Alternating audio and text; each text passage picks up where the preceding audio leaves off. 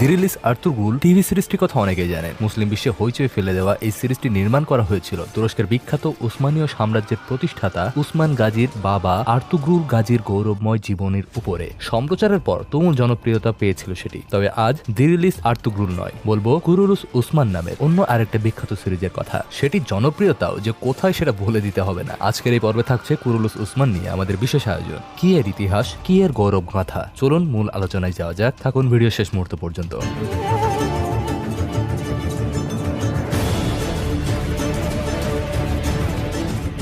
Dirilis Ertugrul সিরিজটি শেষ হয়ে যাওয়ার পর আর্তুগ্রুলের ছেলে এবং উসমানী সাম্রাজ্যের প্রতিষ্ঠাতা উসমান গাজীর জীবনের গল্প নিয়ে একই নির্মাতা নির্মাণ করেছেন কুরুলুস ওসমান সিরিজটি। দিরিলিসের মতো জনপ্রিয়তা এবং দর্শকদের ভালোবাসা পেয়েছে এটিও। অনেকগুলো ভাষায় ডাবিং করে সম্প্রচারিত হয়ে গেছে ইতিমধ্যে। প্রিয় দর্শক, আমাদের আজকের আয়োজন সেই বীর সেনানী উসমান গাজী এবং কুরুলুস ওসমান সিরিজটি নিয়ে। অটোমান সাম্রাজ্যের প্রতিষ্ঠাতা ছিলেন উসমান গাজী। 1299 সালে তার হাত ধরে যাত্রা শুরু করা অটোমান সাম্রাজ্যের সূর্য প্রায় 750 বছর পর 1922 সালে সুলতানি শাসন শেষ হওয়ার মাধ্যমে অস্ত যায়। উসমান গাজী ছিলেন বীর সেনানী আর্তুগ্রুল গাজীর ছেলে। আর্তুগ্রুল গাজী ছিলেন এমন একজন সেনানী যিনি নিজের সাহসিকতা আর বীরত্বের মাধ্যমে শূন্য থেকে উঠে এসে সেলজুক সুলতান আলাউদ্দিনের ঘনিষ্ঠ সহচর ও সেনানায়কে পরিণত হয়েছিলেন। বাইজেন্টাইনদের হাত থেকে সীমান্তে সেলজুক সাম্রাজ্যকে রক্ষা করাই ছিল আর্তুগ্রুলের মূল দায়িত্ব। জীবনের শেষ দিন পর্যন্ত এই দায়িত্ব নিষ্ঠার সাথে পালন করে যান তিনি। 1288 সালে মৃত্যুবরণ করেন আর্তুগ্রুল। তার মৃত্যুর পর গোষ্ঠীর দায়িত্ব এসে বর্তায় আমাদের এই উসমান গাজীর হাতে।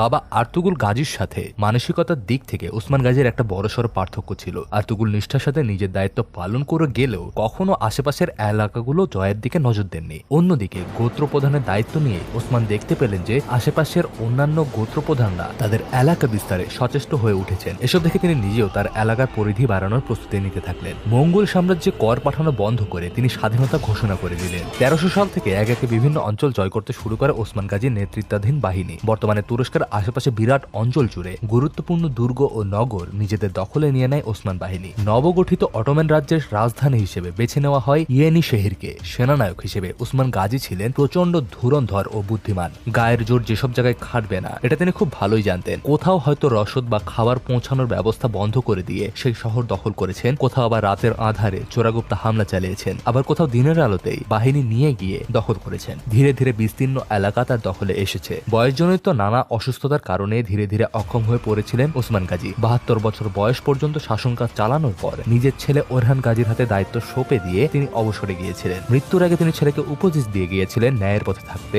সৎ হয়ে চলতে আর মহানবীর প্রচারিত আইনকে চারিদিকে ছড়িয়ে দিতে। উসমান গাজী নিজে ভীষণ ধর্মভীরু ছিলেন, তাই ইসলামের প্রচার ও প্রসারের কথা ছেলেকে বলে গিয়েছিলেন তিনি। উসমান গাজীর মৃত্যুর কিছুদিন আগেই তার বাহিনী দীর্ঘ 6 বছরের প্রচেষ্টা শেষে বার্সা নামে বিশাল এক শহর দখল করে। মৃত্যুর পরে সেখানেই দাফন করা হয় এই বীর সেনানীকে। এবার আসা যাক তাকে নিয়ে বানানো টিভি সিরিজ কুরুলুস ওসমান প্রসঙ্গে। দিরিলিস উসমানের তুমুল জনপ্রিয়তার পর বিশ্বের বিভিন্ন প্রান্ত থেকে সিরিজ ভক্তদের থেকে পরিচালক মেহমেদ বোজদাগের কাছে অনুরোধ আসতে থাকে তিনি যেন এই সিরিজের ধারাবাহিকতা বজায় রাখেন এবং আর্তুগ্রুল গাজীর ছেলে উসমান গাজীর জীবনে নিয়ে আরেকটি সিরিজ তৈরি করেন। আগের সিরিজের জনপ্রিয়তা ও দর্শকদের আবেদন দেখে তিনি সিদ্ধান্ত নেন উসমান গাজীর জীবনের ওপর আরেকটি সিরিজ তৈরি করবেন। এই জন্য তিনি তুরস্কের সফল অভিনেতা বুরাক ওজবেকিতের সাথে উসমানের চরিত্রে অভিনয় করার জন্য চুক্তি করে নতুন সিরিজের অফিসিয়ালি ঘোষণা দেন। নতুন সিরিজের জন্য তুর্কি টিভি চ্যানেল এটিভি এর সাথে চুক্তি করে সিরিজের নাম দিরিলিস উসমান ঘোষণা করেন মেহমেদ, কিন্তু পরবর্তীতে তার নাম বদলে কুরুলুস উসমান রাখা হয়। এর বাংলা অর্থ হচ্ছে প্রতিষ্ঠাতা উসমান। যেহেতু উসমান গাজী উসমানীয় খেলাফতের প্রতিষ্ঠাতা, এ কারণেই তাকে নিয়ে বানানো সিরিজের নামও প্রতিষ্ঠাতা উসমান রাখা হয়েছে। 2019 সালের 20 নভেম্বর এই সিরিজের প্রথম পর্ব সম্প্রচারিত হয়। প্রথম সিজনে মোট 27টি পর্ব প্রচারিত হয়েছে। প্রতিটি পর্বের দৈর্ঘ্য ছিল 2 থেকে 2.5 ঘন্টার মধ্যে।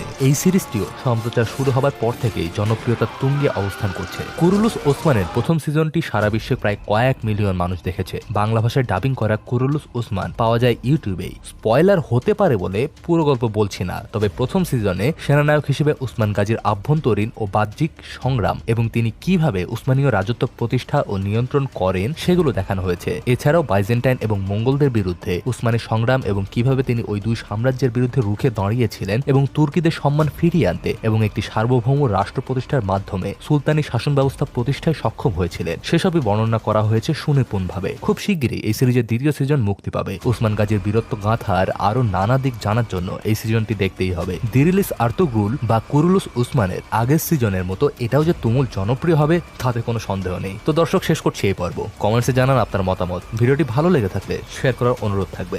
ধন্যবাদ।